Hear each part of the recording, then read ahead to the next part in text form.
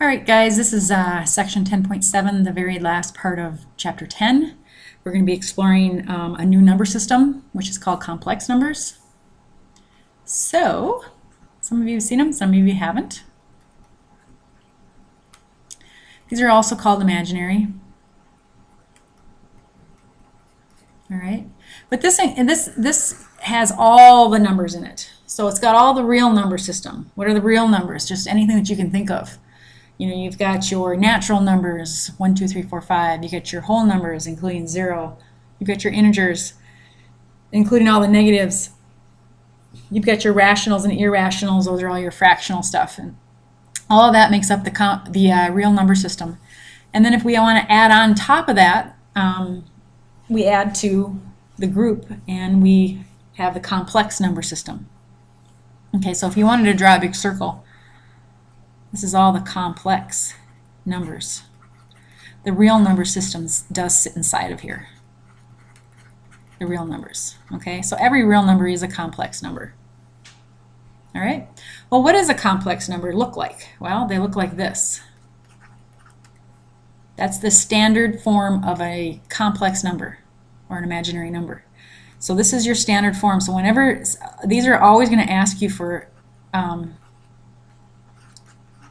your answer in standard form. So like this one, it doesn't, but up in here, you know, it's always in this form. Okay, so all of these you have to answer in that standard form. Okay, well, we've got two parts to this complex number system. We've got the real part. Okay, that's just your solid number, and then you've got the imaginary part. Okay. So for instance, an imaginary number would look like 5 plus 2i, or 7 minus 4i, or 10i, or it could look like I roots of 3. These are all complex. They all have an I in them somewhere. Okay. So here your real part is the 0, because I can always write 0, come on, 0 plus 10i, or 0 plus I roots of 3, so my real part is 0, all right? So what is I? Well, by definition, the square root of -1 is I. So far what we've seen is, you know, when we do this, we go, oh, it doesn't exist, you know, and we can verify that through the calculator. We go, oh, this is not doable, right? Because I can't have a number multiplied by itself twice to make a negative, or can I? Now I think I can, because now if I go outside of the real number system and dive into the complex number system, it all of a sudden exists. But my calculator is not going to help me, because it only really knows the real numbers for radicals. Okay? So if this is my definition, here, that I is the square root of -1, now I can do these. Because I can rewrite it just like I would normally break up a radical into its component pieces, right? I can write it like that. And the product rule tells me that I can do this. This is I. That's not I. This is I. This is 5. So it's 5i. Okay? So now we have a whole new type of number under our belts, and these are terribly useful in higher levels of mathematics and physics, in engineering. Don't get mixed up by these two words here, real and imaginary. Okay? Imaginary doesn't mean they don't exist, like these exist and these don't exist. These are just tag names. It's kind of like proper fractions and improper fractions. Here's a proper fraction, here's an improper fraction. I hate the tags on those because it implies that this one's correct and this one's not, when that's not the case. or this one it exists and this one does not. That's not the case. These are just the names that they've given them. Okay? So if we wanted to do the square root of negative 17, we can split that. We can give each piece its own radical sign. This is perfect. This is not. This comes out as an I, and this is a radical 17. And there's nothing I can do with a radical 17. Okay? So we have an I here, or you can use it on your keypad, your keyboard. Just a small case, a lowercase I. Okay? Excellent. All right. What would this be? Well, wouldn't that be 7i? The negative 1 is the I, and the square root of 49 is 7, so that would be 7i. Good. Is the square root of 196 perfect? I have no clue. Whoops. I have no clue. We're going to check it out. Square root of 196. 14. So this would be 14i. I'm not going to do all these. All right, so here we have 63 for sure is not perfect, but it's got perfect pieces in it, right? I'm going to say that's the same as a negative 1 times a 9 times a 7. Now each piece can get its own radical sign, and these are coming out. Square root of negative 1 is I, square root of 9 is 3, and the square root of 7 you leave alone. Now typically we always put our number first, then the I, then the radical. Okay, now I don't know if it's going to kick it out if you didn't put it in that order, but it's a really good habit to start stacking them that way. It's kind of like if I was going to write 2x, I could also write that. That looks goofy to me. 2x is written that way. We always write the number first and then the variable. Here we always write number, I, root. Okay, so if this was all mixed up like this, it's not wrong, it just looks goofy when you've seen them like this a million times. Same thing here, you're going to pull out your perfect pieces. 112 has, what does it have in it? I know it has a 4 in it. 112, let's see what it's left. 28. So there's actually a 16 in 112. So we want to pull out the biggest square that we can, and that's 16 times 7. So negative 112 is equivalent to the negative 1, a 16, and a 7. And then you can go from there. That would be 4i roots of 7. Okay? All right. Well, let's look at some properties of complex numbers. Complex numbers can be added and subtracted just like regular. I want you to think of these things as x's for the time being. Okay? You can always add reals to reals and imaginary to imaginaries. Now I've got a plus here, so I don't need any of these parentheses. And I'm going to add my real pieces, my 6 and my 7 for 13. And I'm going to add, or actually subtract my I terms. So I've got a positive 8, right? So I've got my real and then my imaginary. So this is 13 plus 8i. Okay, just like if this was an x. If it was 6 plus 9x plus 7 minus x, I'd be combining my x terms and my numbers. Okay, so until things get a little more involved, that's the way we'll look at it. When we multiply, we're going to have to change gears a bit. Same thing here. I'm going to add my reals. My real pieces is a negative 10. My imaginary pieces, I've got a negative I and a negative I, so I've got negative 2i. Okay, so negative 10 minus 2i. Now remember, you've got to have it in this form. It's not going to like it if you don't put it in that form. And this is going to be the trick when these get further along here.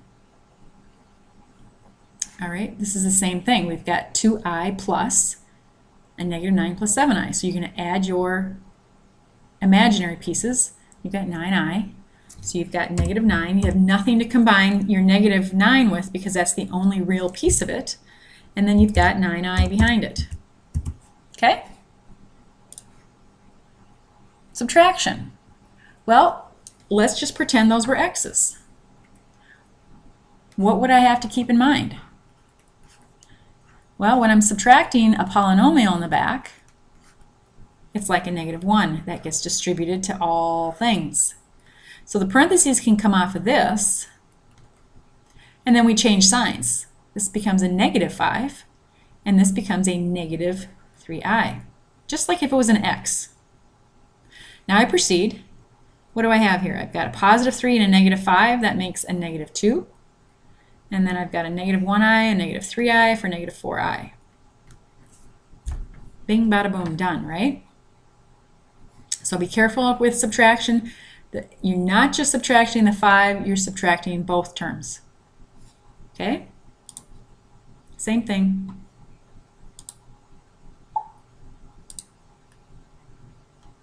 Here we just have a -1 in front, so you're going to switch the signs there. So you would have, I'll get you started on this one.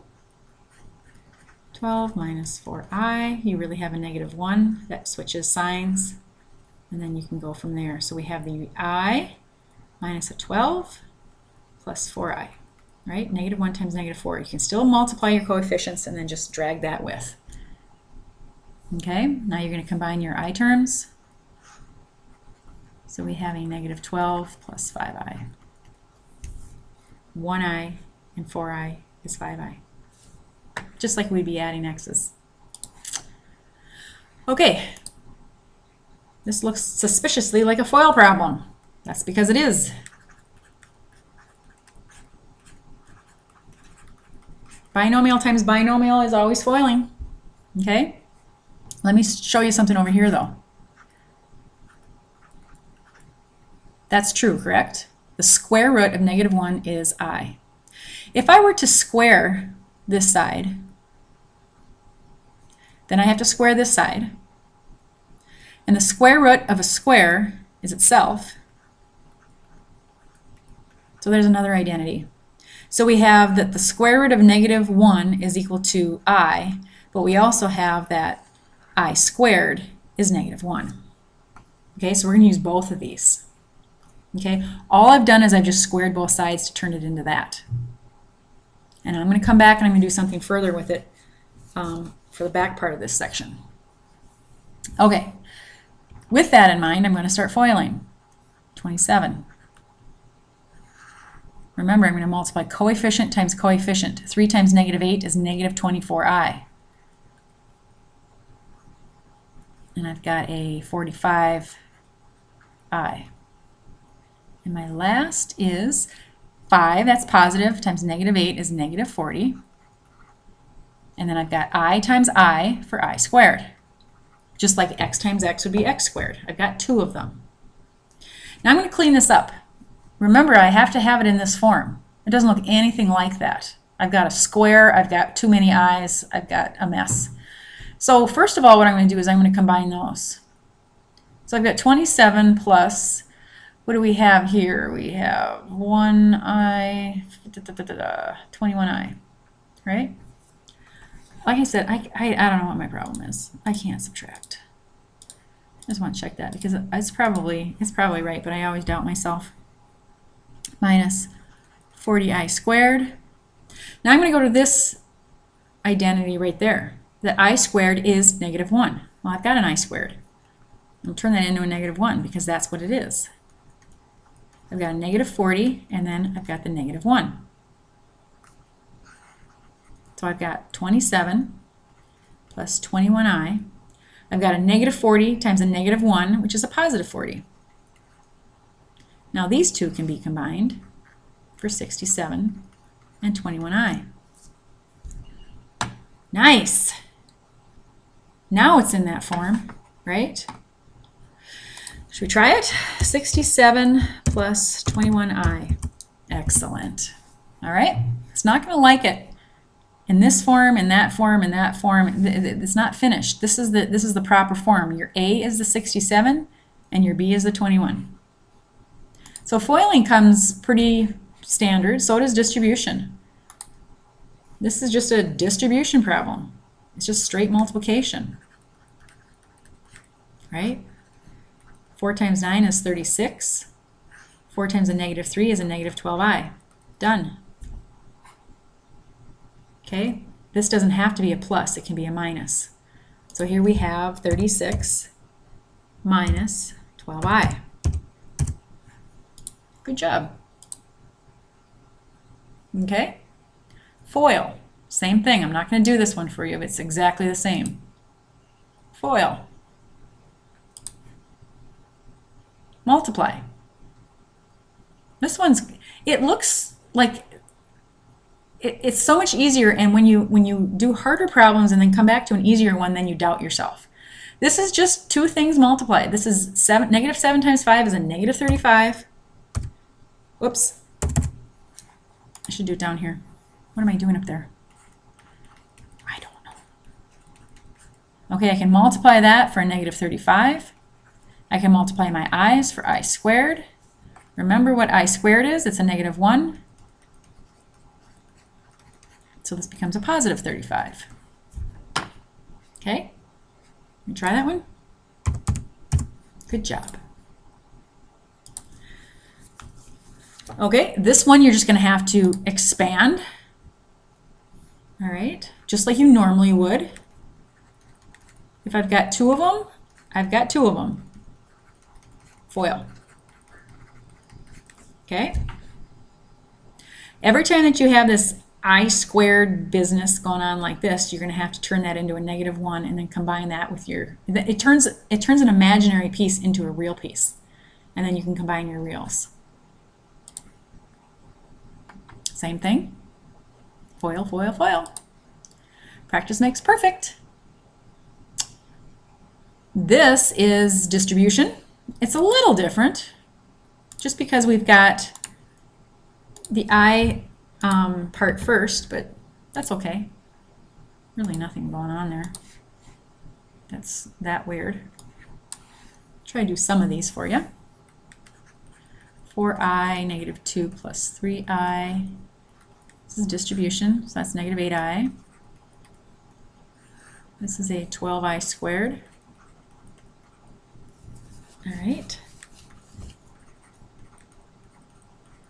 I squared is negative 1.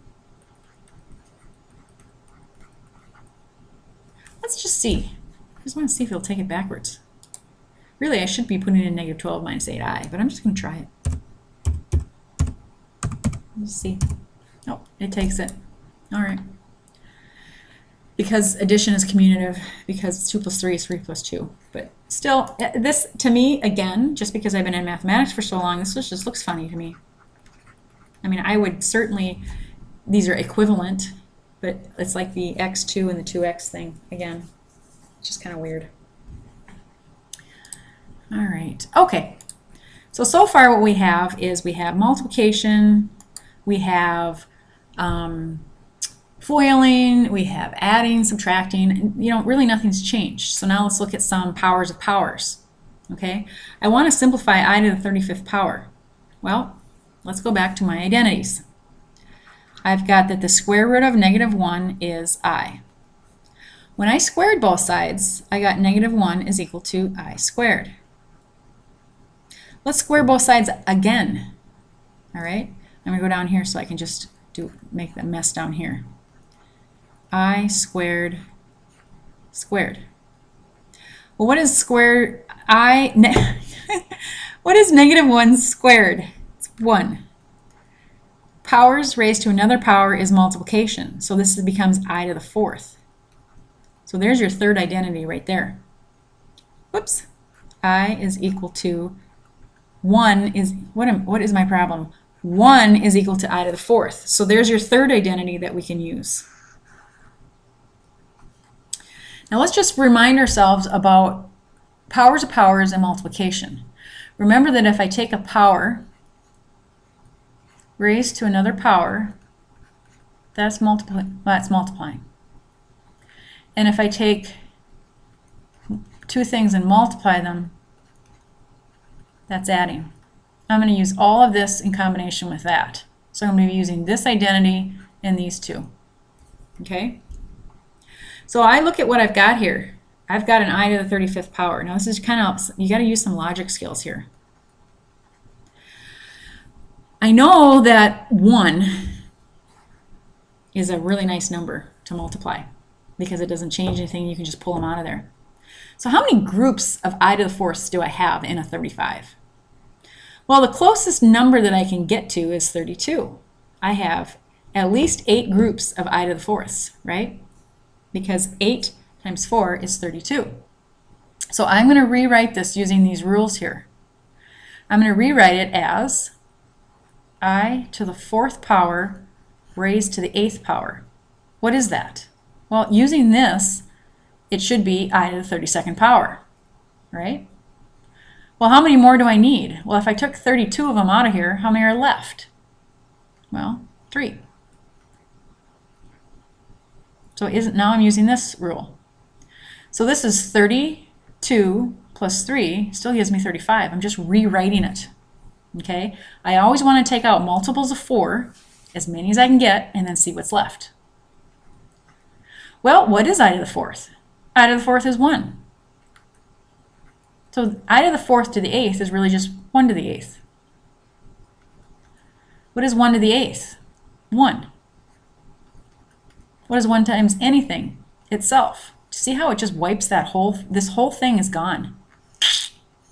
Nice. Look how easy and simple that is. Now I'm going to work within my I cubed. Okay, I'm going to go into I squareds. Those are negative ones. All right, so now I'm going to break apart my I cubed.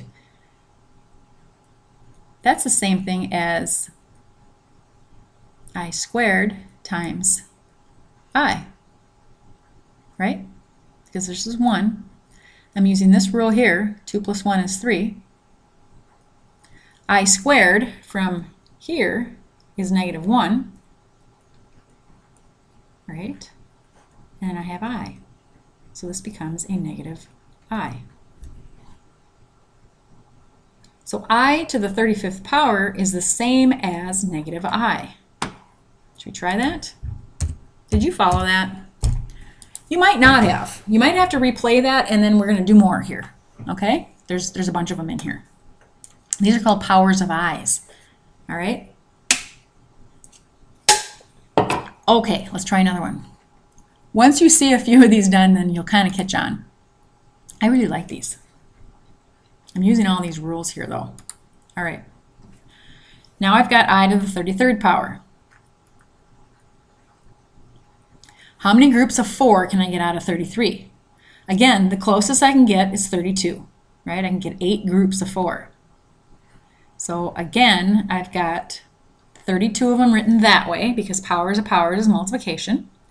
And if I take 32 out of 33, all I have left is 1, right? Because now I'm adding 32 and 1 is 33. This is the I to the 8th times, and that's a 1, and so this is all gone again. So this is just equal to I. And we're done. That one's really easy. Let's try another one. I to the 22nd power. How many groups of 4 can I get out of there? Well, I can get 5 groups, right? I to the 4th raised to the 5th takes out 20 of them, because this is multiplication. If I take 20 out of 22, I'm left with 2. All right?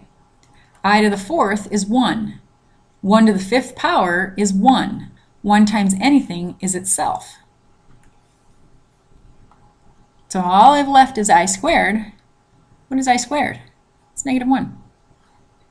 So this is equal to negative 1. Okay, let's try that one. Negative 1.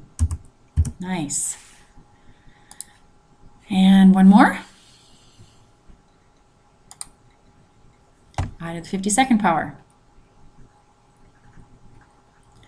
How many groups of 4s can I get out of that? I can also use my calculator here. 52 divided by 4. Let's just see. I think that one's nice and round. So we're going to have I to the 4th power raised to the 13th power, because 4 times 13 is 52.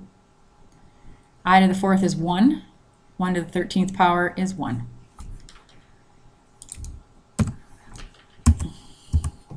And those are your possibilities for your answers. We can either have I, negative I. Here's your negative I for an answer. Here's your I for an answer. Negative 1 or 1. These all come out to be one of those 4. All right? So those are called powers of i's. All right, so we've got complex conjugates. Remember we had conjugates for radicals? Remember that? What did we have? If I had 1 plus the square root of 2, my conjugate was 1 minus the square root of 2. Or if I had 5 minus the square root of 3, my conjugate was 5 plus the square root of 3. What did I do? Well, I just changed the sign between them.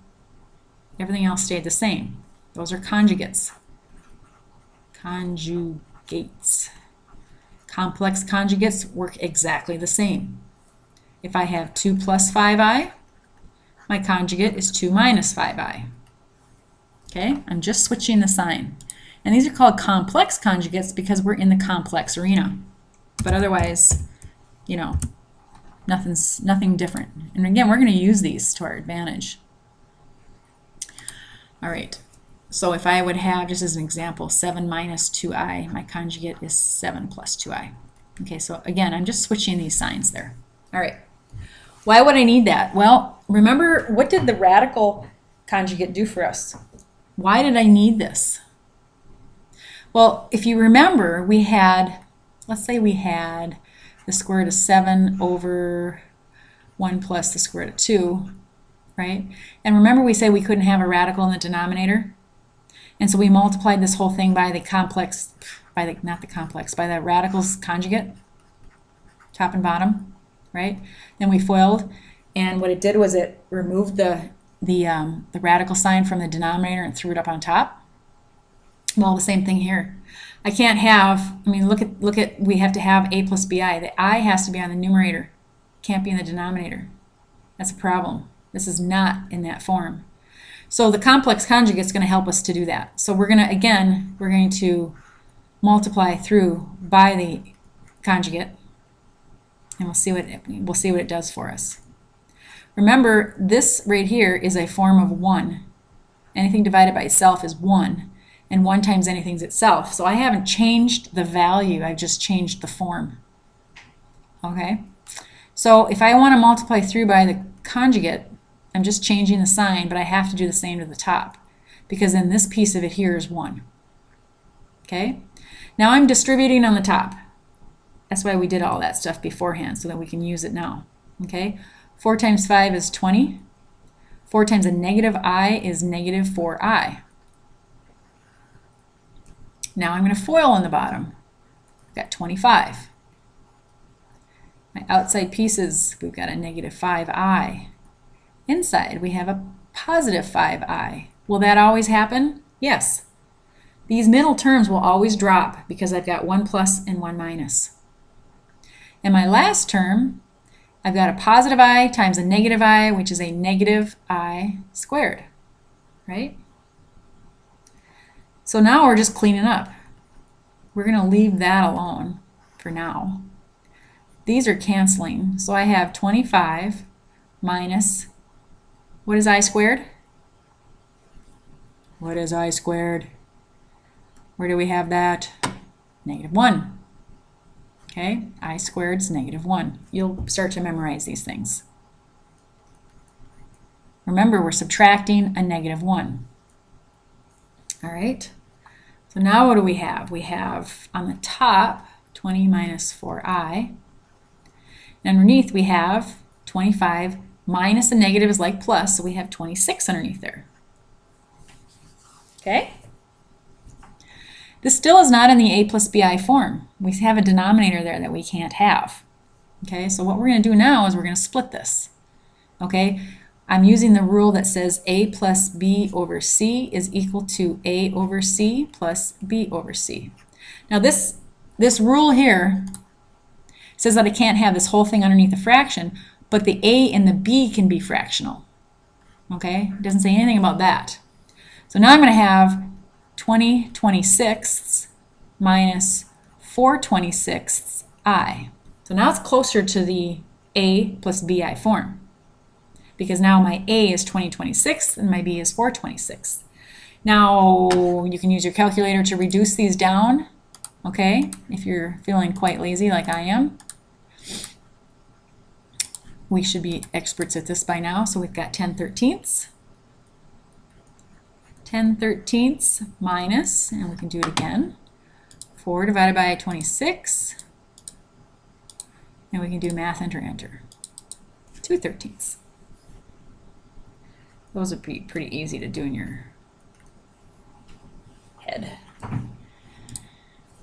Okay, so what do we have here? We have 10/13 minus 2/13 I. Now, one of the things that it's not going to want is this I has to be out front. It can't be, well, for sure it can't be in the denominator. The next time I'm going to do it, I'm going to check to see if I can't put it in with the numerator or not. Sometimes it doesn't like that. So what I did was I did my fractions first as my A and my B, and then I put my I out front. So next time I'm going to see if it wouldn't take the 2I over 13, which should be the same, but I don't think MyMathLab takes that. So if you want to be on the safe side, just put your fractions in like this, and then tab over, and then get that I out from underneath that. It's not, you know, it's not numerator or denominator, it's just multiplied by I. Okay, so that one's the same. I'll leave you be. All right. Now we have top and bottom with expressions. Okay, now the top can have the I, it's the bottom that can't. So it's the bottom piece that needs to be multiplied by the complex conjugate. Top and bottom. So we want to get rid of this one, not that one. So my conjugate is 4 minus I, if it's 4 plus I over here. And I'll do that top and bottom. And now I have a double foiling problem, don't I? Yes, I do. All right, FOIL, FOIL, FOIL, we got 12. 3 times a negative I is negative 3I. Then I've got 16I, and that's going to be positive. And then my last term is going to be a negative 4I squared. Okay, first term is 12 minus 3I plus 16I minus 4I squared. Okay, we're going to do it again on the bottom. First term, 16. Outside, minus 4I. Inside, plus 4I. Those always cancel. And my last term, negative times a positive. This is your positive 1I, negative 1I, so we have minus I squared. Okay, so that's the beginning piece of this. And now we clean as much as we can. I'm going to combine these, and I'm going to cancel these. So I've got 12 plus 13I minus 4I squared over 16 minus I squared. Now what I'm going to do is I'm going to convert both of these I squareds into negative 1. I still have my negative 4. And I still have my negative sign down there. Okay? So now I'm going to multiply those through. So I've got plus 4, right? Negative 4 times negative 1 is a positive 4. And then I've got 16 minus a negative 1 is like 16 plus 1, so I've got 17 underneath there. And now I can combine these for 16.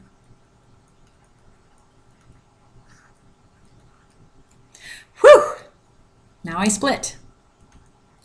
16/17 plus 13/17 I. Bing bada boom. Okay, so let's just try it with, I'm curious. I don't think it's going to take it. Okay, so then I want a plus, and let me throw that I on top. Maybe it will. It does. That depends on the author. I've seen other books that won't take the I on the top. I know for a fact it won't take it underneath because it can't be in the denominator, but it can be up top. So you could either just do the 13/17 with the I out in front, or you can throw it on the numerator. Okay?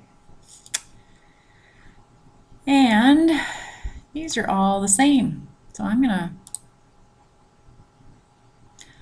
what's my conjugate here? Remember from the beginning, if I have I can say that 0 plus I. So my complex conjugate would be 0 minus I, or just minus I. So here, I'll get you set up on this one. So if we have 7 plus 7I, and we have I underneath there, I'm multiplying by negative I, top and bottom. So here I'm just distributing, multiplying, and here is just a straight minus I squared. And you can proceed from there. And then this is a word problem. That's too easy for me to do. You've got Z, you've got V and I. You've been given V and I. Okay, so really you're just doing the same thing. You put this in the numerator, you put that in the denominator. It's going to end up looking just like that. Okay, and then you're going to multiply both top and bottom by the complex conjugate of the denominator, FOIL, simplify, split. Okay? So this is one way that we use complex numbers is in electricity. It's in physics, it's in engineering, it's in a lot of things. So very useful stuff. All right, so that is it for chapter 10. So we kind of split it up a little bit because we needed some factoring techniques. We needed to know about rationals. We can't forget about our radical rules. There's a lot going on in here. So I didn't want to pile on too much. So we've got 10.6, 10.7, and a quick test. And then we're going to move on to chapter 11, which I do believe is logarithms. Let me just check that out. I'm pretty sure it's logs. No, it's not. It's quadratics. Wrong book. Chapter 12 is logs. So we're going to move into quadratics next. And we already have, we already have something under our belt because we know how to solve quadratics by factoring. We have to have something times something is equal to 0. Well, what if it doesn't factor? Then what? Well, then we have to have some new methods. We have to have completing the square. We have to have the quadratic formula. We're going to take a look at all that stuff. And we're going to have some negative solutions, some complex solutions. Okay, and remember, I showed you that way back, remember when we had those 3 types of quadratics? We had one that crossed twice, that had the 2 solutions. One that just touched, that was the one double. Well, now we're going to look at these too. What about those? These do have solutions. They're imaginary solutions, like these. Okay, but they do exist. So that's where we're heading. Good luck on the test. Take your time, and we'll see how things go. Talk to you soon.